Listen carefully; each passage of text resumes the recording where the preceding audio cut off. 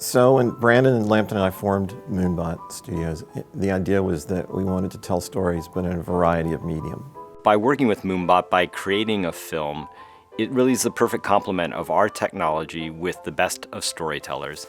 We understand that storytelling is a really challenging craft, and that when someone gets an idea and wants to bring that all the way through to completion, that having great technology at their fingertips to allow them to be as creative as possible is very important.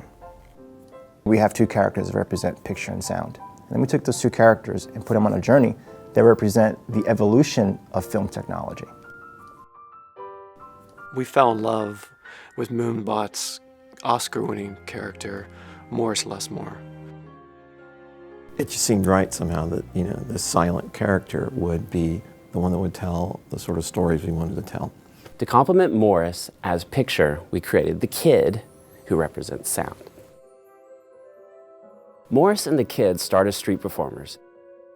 They find this cool old theater, they go inside and they have this amazing immersive experience. And by the time they are done, the theater's transformed into this grand movie palace, and they have found their audience. Since you're going through different eras, you're actually going to give nods to the styles of music that were used then. And then it basically takes you from these different styles all the way up to what's contemporary today. People don't realize how much emotion and storytelling they get from what they hear. They think that it mostly comes from what they see. I think sound can work on a really unconscious level.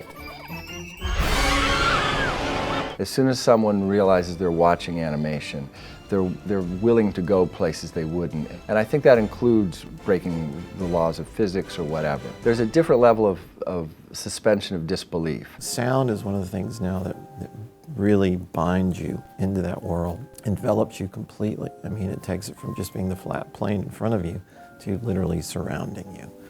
And there's nothing else like that. So there's a lot of things at play. There's what you're feeling, and there's what you're actually literally seeing. And then, on top of that, there's what you're hearing. So we are doing all of these things kind of in symphony with each other.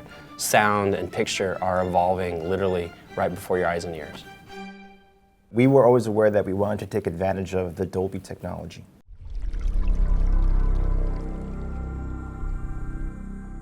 Dolby Atmos is like a filmmaker's dream. You can precisely position sounds anywhere you want them in the theater. The first crack of thunder in the beginning of the piece put up in the ceiling in Atmos, and it just so happens the characters are looking exactly where we put it. Working with sound designers and musicians to amplify what you're doing visually is such a magical thing. We start from storyboards and drawings, and a few months later you're hearing scratch tracks and demo sounds for the things you've drawn. That in itself is wonderful. It's amazing, it's magical. Dolby has prided themselves on helping enrich the entertainment experience. This is a really great celebration of true art and science, and how technology combined with the artist's dream has evolved over time, and how Dolby has been a part of that.